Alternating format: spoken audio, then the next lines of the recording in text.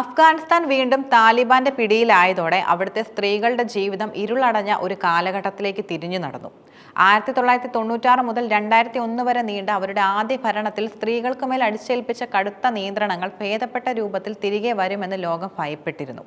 എന്നാൽ താലിബാന്റെ പുതിയ ഭരണം മുൻപത്തേക്കാൾ ക്രൂരവും വ്യവസ്ഥാപിതവുമായ സ്ത്രീകളുടെ അവകാശങ്ങളെ ഇല്ലാതാക്കുന്ന കാഴ്ചയാണ് നാം കണ്ടത്.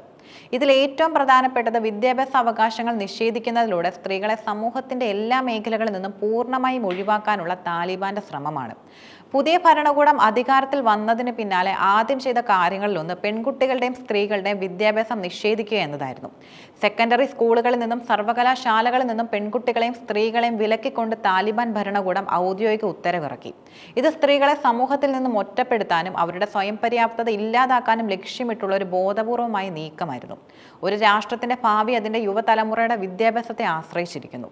അഫ്ഗാനിസ്ഥാനിൽ പകുതിയോളം വരുന്ന സ്ത്രീ സമൂഹത്തെ വിദ്യാഭ്യാസത്തിൽ നിന്നും അകറ്റി നിർത്തുന്നത് രാജ്യത്തിന്റെ പുരോഗതിയെ മൊത്തത്തിൽ പിന്നോട്ട് വലിക്കുന്ന ഒരു നടപടിയാണ്. സ്ത്രീകൾ എഴുതിയ പുസ്തകങ്ങൾ പോലും സർവകലാശാലകളിൽ നിന്നും നീക്കം ചെയ്തുകൊണ്ടും ചില വിഷയങ്ങൾ പഠിപ്പിക്കുന്നത് വിലക്കിക്കൊണ്ടും അവർ ഈ നീക്കത്തിന് കൂടുതൽ കടുപ്പം കൂട്ടി. വിദ്യാഭ്യാസ സ്ഥാപനങ്ങൾ അടച്ചുപൂട്ടിയതിലൂടെ ജീവിതത്തിൽ മുന്നോട്ട് പോകാൻ ആഗ്രഹിച്ച ആയിരക്കണക്കിന് പെൺകുട്ടികളുടെയും യുവതികളുടെയും സ്വപ്നങ്ങളാണ് തകർക്കപ്പെട്ടത്. കഴിഞ്ഞ 2 പതിറ്റാണ്ടുകളായി അന്താരാഷ്ട്ര സഹായത്തോടെ അഫ്ഗാനിസ്ഥാൻ വളർന്നുവന്ന ഒരു വിദ്യാഭ്യാസ സമ്പ്രദായത്തെയാണ് താലിബാൻ ഒറ്റയടിക്ക് ഇല്ലാതാക്കിയത്. ഉന്നത വിദ്യാഭ്യാസം പൂർത്തിയാക്കിയ സ്ത്രീകൾക്ക് പോലും അവരുടെ ബിരുദങ്ങൾ ഉപയോഗിച്ച് ജോലി ചെയ്യാനോ പൊതുരംഗത്ത് പ്രവർത്തിക്കാനോ കഴിയുന്നില്ല. ഇത് അവരുടെ കുടുംബങ്ങളുടെ സാമ്പത്തിക ഭാവിയെയും ദോഷകരമായി ബാധിക്കുന്നു. മതപരമായ പഠനമാണ് സ്ത്രീകൾക്ക് ആവശ്യമായ ഏക വിദ്യാഭ്യാസം എന്ന നിലപാടാണ് താലിബാൻ ഭരണകൂടം സ്വീകരിച്ചിരിക്കുന്നത്. ഇതിന്റെ ഭാഗമായി രാജ്യത്തുടനീളം പുതിയ മതപാഠശാലകൾ നിർമ്മിക്കാനും നിലവിലുള്ളവയുടെ പ്രവർത്തനം വിപുലീകരിക്കാനും അവർ ശ്രമിക്കുന്നു. ദി ഗാർഡിയൻ പോലുള്ള അന്താരാഷ്ട്ര മാധ്യമങ്ങൾ നടത്തിയ പഠനങ്ങൾ ഇത് താലിബാന്റെ ബോധപൂർവമായ ഒരു നയമാണെന്ന് വെളിപ്പെടുത്തുന്നുണ്ട്. മറ്റ് വിദ്യാഭ്യാസ ഓപ്ഷനുകൾ ഇല്ലാതാക്കിക്കൊണ്ട് പെൺകുട്ടികൾക്ക് ലഭ്യമായ ഒരേ ഒരു വഴി മതപഠനശാലകളാണെന്ന് അവർ ഉറപ്പുവരുത്തുന്നു. പെൺകുട്ടികൾ നിർബന്ധമായും മതപഠനശാലകളിൽ പോകണമെന്നാണ് താലിബാന്റെ കർശന നിർദ്ദേശം. പെൺകുട്ടികൾ നിർബന്ധമായും മതപാഠശാലകളിൽ പോകണമെന്നാണ് താലിബാന്റെ കർശന നിർദ്ദേശം. ഈ പാഠശാലകളിൽ പഠിക്കുന്നവർക്ക് സർക്കാർ ചെറിയ സാമ്പത്തിക സഹായം, അതായത് ഏകദേശം 1000 അഫ്ഗാൻ രൂപ നൽകുന്നുണ്ട്. ഇത് സാമ്പത്തികമായി പിന്നോട്ട് നിൽക്കുന്ന കുടുംബങ്ങളെ ഈ നയത്തിൽ വഴങ്ങാൻ നിർബന്ധിതരാക്കുന്നു. മറ്റൊരു പ്രധാന പ്രശ്നമാണ് ഗുണനിലവാരമില്ലാത്ത വിദ്യാഭ്യാസം. മതപാഠശാലകളിലെ വിദ്യാഭ്യാസം ആധുനികമോ ശാസ്ത്രീയമോ അല്ല. പാകിസ്ഥാനിൽ നിന്നും ഇറക്കുമതി ചെയ്യുന്ന പാഠപുസ്തകങ്ങളാണ് പ്രധാനമായും ഉപയോഗിക്കുന്നത്. പഠിപ്പിക്കുന്നത് മിക്കവരും മുൻ മദ്രസ വിദ്യാർത്ഥികളാണ്, അല്ലാതെ ബിരുദമോ ഉന്നത വിദ്യാഭ്യാസ യോഗ്യതയോ ഉള്ളവരല്ല. യോഗ്യരായ അധ്യാപകരെ പഠിപ്പിക്കുന്നതിൽ നിന്നും താലിബാൻ വിലക്കിയിട്ടുമുണ്ട്. ഈ മതപാഠശാലകളിൽ പെൺകുട്ടികൾ ശരീരം മുഴുവൻ മറയ്ക്കുന്ന ബുർഗ പോലുള്ള വസ്ത്രങ്ങൾ ധരിക്കാൻ നിർബന്ധിതരാണ്. ഈ മതപാഠശാലകളിൽ പെൺകുട്ടികൾ ശരീരം മുഴുവൻ മറയ്ക്കുന്ന ബുർഗ പോലുള്ള വസ്ത്രങ്ങൾ ധരിക്കാൻ നിർബന്ധിതരാണ്.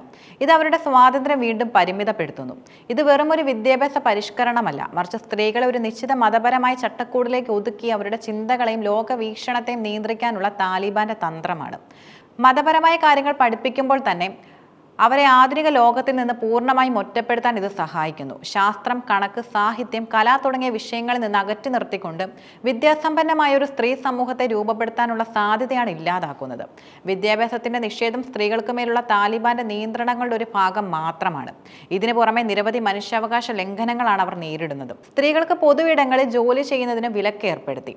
ഇത് ആരോഗ്യ മേഖലയും ദുരിതത്തിലാക്കി. അടുത്തിടെയുണ്ടായ ഭൂകമ്പത്തിൽ പോലും വനിതാ രക്ഷാപ്രവർത്തകരുടെ അഭാവം കാരണം പരിക്കേറ്റ സ്ത്രീകൾക്ക് ചികിത്സ കിട്ടാൻ പ്രയാസം നേരിട്ടു.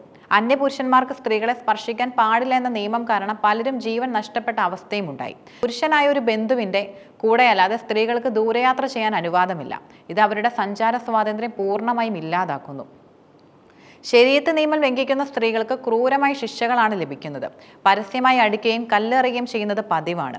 വസ്ത്രധാരണ രീതിയിലെ ചെറിയ മാറ്റങ്ങൾ പോലും കടുത്ത ശിക്ഷയ്ക്ക് കാരണമാകാറുണ്ട്. ഈ നടപടികൾ അഫ്ഗാനിസ്ഥാനിലെ സ്ത്രീകളെ ഭയത്തിലും നിസ്സഹായതയിലും ജീവിക്കാൻ നിർബന്ധിതരാക്കുന്നു. രാജ്യത്തിന്റെ സാമ്പത്തികവും സാമൂഹികമായ പുരോഗതിക്ക് അനിവാര്യമായ സ്ത്രീകളുടെ പങ്കാളിത്തം ഇല്ലാതാക്കുന്നത് അഫ്ഗാൻ സമൂഹത്തെ മൊത്തത്തിൽ പിന്നോട്ട് വലിക്കുകയാണ്. സ്വന്തം കുട്ടികളെ നേരത്തെ വിവാഹം കഴിപ്പിച്ച് കുടുംബം പോറ്റാൻ ശ്രമിക്കുന്ന മാതാപിതാക്കളുടെ എണ്ണം കൂടുന്നതായും റിപ്പോർട്ടുകൾ സൂചിപ്പിക്കുന്നുണ്ട്. അഫ്ഗാനിസ്ഥാനിലെ താലിബാൻ ഭരണം സ്ത്രീകളെ അവരുടെ വ്യക്തിത്വം കഴിവും ഇല്ലാതാക്കി ഒരു അടിമയെ പോലെ ജീവിക്കാൻ നിർബന്ധിക്കുകയാണ്.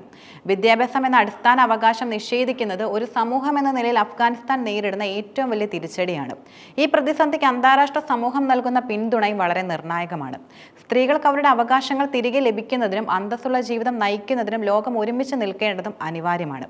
ചുരുക്കത്തിൽ അഫ്ഗാനിസ്ഥാനിൽ താലിബാൻ അധികാരം പിടിച്ചടക്കിയ ശേഷം സ്ത്രീകളുടെ അവകാശങ്ങൾ ഗുരുതരമായി ലംഘിക്കപ്പെടുകയാണ്. ഈ ലംഘനങ്ങൾ പ്രധാനമായും വിദ്യാഭ്യാസം, തൊഴിൽ, പൊതുജീവിതം എന്നീ മേഖലകളിലാണ്. പെൺകുട്ടികൾക്ക് സെക്കൻഡറി സ്കൂൾ വിദ്യാഭ്യാസം നിഷേധിക്കപ്പെട്ടതോടെ ലക്ഷക്കണക്കിന് പെൺകുട്ടികളുടെ ഭാവി അനിശ്ചിതത്വത്തിലായി. ഉന്നത വിദ്യാഭ്യാസം നേടാൻ സ്ത്രീകളെ വിലക്കിയതും അവരുടെ സ്വപ്നങ്ങളെ തകർത്തു. ഇതിന് പകരമായി മതപരമായ പാഠശാലകളിൽ മാത്രം പഠിക്കാൻ അവർ നിർബന്ധിതരാകുന്നു. തൊഴിലിന്റെ കാര്യത്തിലും സ്ഥിതി വ്യത്യസ്തമല്ല. പൊതുമേഖലയിലും സ്വകാര്യ മേഖലയിലും സ്ത്രീകൾക്ക് ജോലി ചെയ്യുന്നതിന് കർശനമായ നിയന്ത്രണങ്ങളും ഏർപ്പെടുത്തി. ഇത് പല കുടുംബങ്ങളെയും സാമ്പത്തിക പ്രതിസന്ധിയിലേക്ക് തള്ളിവിട്ടു. പുരുഷനായ ഒരു ബന്ധുവിന്റെ കൂടെയല്ലാതെ സ്ത്രീകൾക്ക് ദൂരയാത്ര ചെയ്യാൻ അനുവാദമില്ല. വസ്ത്രധാരണത്തിലും കടുത്ത നിയന്ത്രണങ്ങളാണ് ഏർപ്പെടുത്തിയിട്ടുള്ളത്. ഈ നിയന്ത്രണങ്ങൾ അഫ്ഗാൻ സ്ത്രീകളെ വീടിന്റെ 4 ചുവരുകൾക്കുള്ളിൽ ഒതുക്കുന്നു. ഇതൊരു രാജ്യത്തിന്റെ മാനവവിഭവശേഷിയുടെ പകുതിയെ നിഷ്ക്രിയമാക്കുന്നു. കൂടാതെ ശരീഅത്ത് നിയമം ലംഘിക്കുന്നവർക്ക് പരസ്യമായി ശിക്ഷകൾ നൽകുന്ന രീതിയും നിലവിലുണ്ട്. ഈ മനുഷ്യാവകാശ ലംഘനങ്ങൾക്കെതിരെ അന്താരാഷ്ട്ര സമൂഹം ശക്തമായ നിലപാടെടുക്കേണ്ടതും അനിവാര്യമാണ്.